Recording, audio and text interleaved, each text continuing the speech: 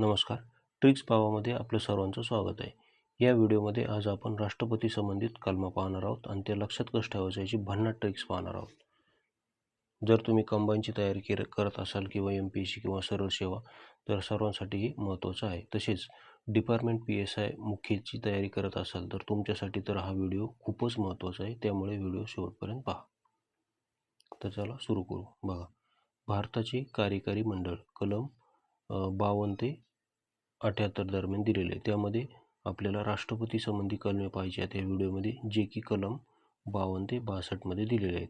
तर चला सुरू करू. आता बघा, कलम 52 काय, भारतासाठी एक राष्ट्रपती असेल. काय 52 काय म्हणतंय की भारतासाठी एक राष्ट्रपती असेल. तर आता या ट्रिक्सनुसार कसं लक्षात ठेवायचं, आपण म्हणू भारतासाठी एक ब्राह्मण राष्ट्रपती असेल. बघा, भारतासाठी एक राष्ट्रपती असेल असं ते म्हणत आहे. आपण फक्त ब्राह्मण समाजाचा असेल असं एवढा एक ब्राह्मण एवढा शब्द ॲड करू. आता का ते आता मी तुम्हाला सांगतो. बघा, कारण हे बघा 52ला जर देवनागरीत लिहिलं तर हे बघा असं 52 आणि ब्राह्मण. बघा 52 ब्राह्मण असा हे मग जुळतो. बघा 52 ब्राह्मण. तर मग आपण काय म्हणू, भारतासाठी एक ब्राह्मण राष्ट्रपती असेल. भारतासाठी एक ब्राह्मण म्हणजे कलम 52 नुसार भारतासाठी एक राष्ट्रपती असेल, हे आपल्या लक्षात राहील. बघा, अशाच ट्रिक्ससह पॉलिटीच्या सर्व कलमांची PDF हवी असेल तर तुम्ही मला 84 21 90 किती 84 21 90 83 84 या नंबरवर संपर्क करू शकता. ज्यामध्ये मी सर्व टोटल किती 102 पेजची ही PDF आहे. ज्यामध्ये मी कलम 1 पासून ते कलम 360 पर्यंत सर्व कलम कव्हर केले आहेत अशा ट्रिक्ससह. तसेच पंचायत राजचे कलमसुद्धा त्यामध्ये कव्हर केले. तसेच आयोगाचे प्रिव्हियस इयर क्वेश्चनसुद्धा कव्हर केलेले आहेत. बघा, आता कलम 53 एक काय, संघराज्याचे सर्व कामकाज राष्ट्रपतीच्या नावाने चालेल. त्यानंतर 53(2) आहे, राष्ट्रपती हे तिन्ही संरक्षण दलाचे सरसेनापती असतील. 53(2). बघा, आता इथं 53(2)ला शेवटी हे 32 दिसतं. बघा 53(2) हे बघा शेवटी हे 3 आणि हे 2 किती दिसतं 32 हे बघा 32. तर आता या लक्षात कसं ठेवायचं, सरसेनापती या नात्याने ते दुश्मनाचे 32ला 32 दात पाडतील. अशा प्रकारे तुम्ही 53(2) लक्षात ठेवू शकता. त्यानंतर कलम 54 काय बघा, कलम 54 आहे राष्ट्रपतीची निवडणूक आणि कलम 55 काय आहे, राष्ट्रपतीची निवडणूक पद्धत. बघा, आता 54 आणि 55 मध्ये कन्फ्यूज होऊ शकतं. ते कन्फ्यूज टाळण्यासाठी कसं लक्षात ठेवायचं, बघा 54 मध्ये फक्त राष्ट्रपतीची निवडणूक सांगितलेलं आहे आणि 55 मध्ये निवडणूक पद्धत दिलेली आहे. बघा, फक्त पद्धत हा शब्द असेल तर 55 आणि फक्त निवडणूक म्हणलं तर 54 आणि निवडणूक पद्धत म्हणलं तर 55. आणि ही जी निवडणूक पद्धत घेतलेली ही आपण आयर्लंड देशाकडून घेतलेली आहे.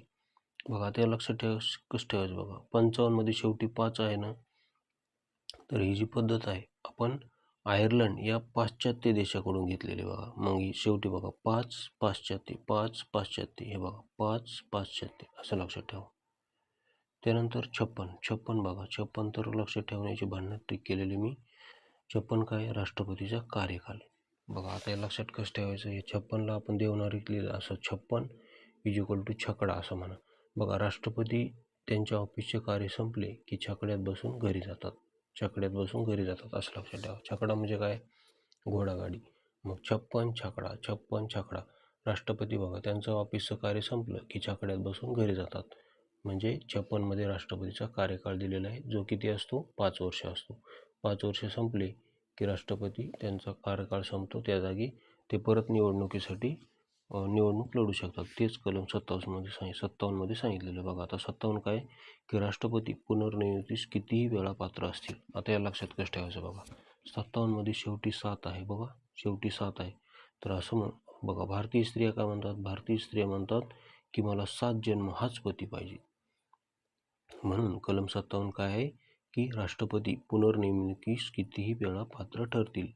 जसे की भारतीय स्त्रिया म्हणतात मला 7 जन्म परत हाच पती पाहिजे, तो कसाही असला तरी मला तोच पाहिजे असं म्हणतात.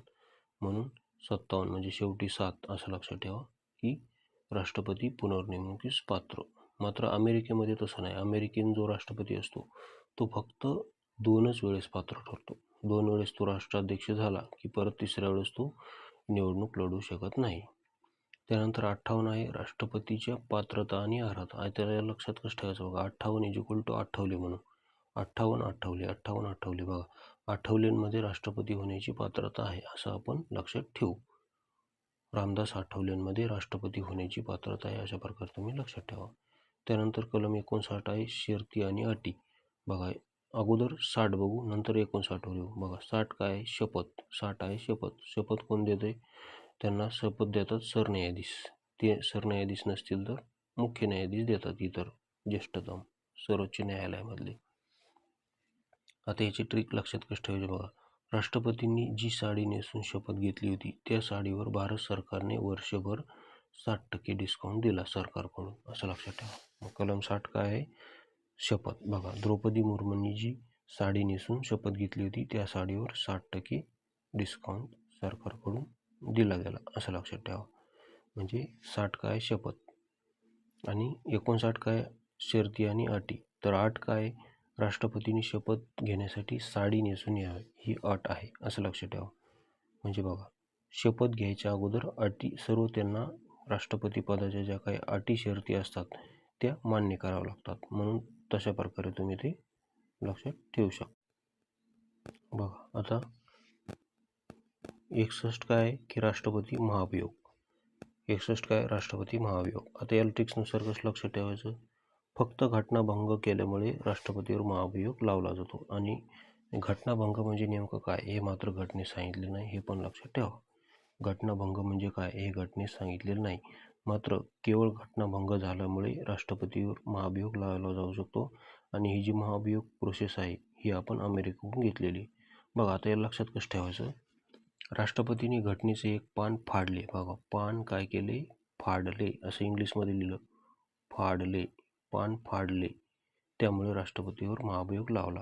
बघा फाडले का म्हणलं मी कारण फाडलेचं जे एफ आहे ते 6 नंबरला येतं एबीसीनुसार आणि ए हा 1 नंबरला येतो. बघा म्हणजे फाडले 6 आणि 1 किती झाले 61. मग कलम 61 काय आहे राष्ट्रपती महाभियोग अशा प्रकारे तुम्ही लक्षात ठेवू शकता.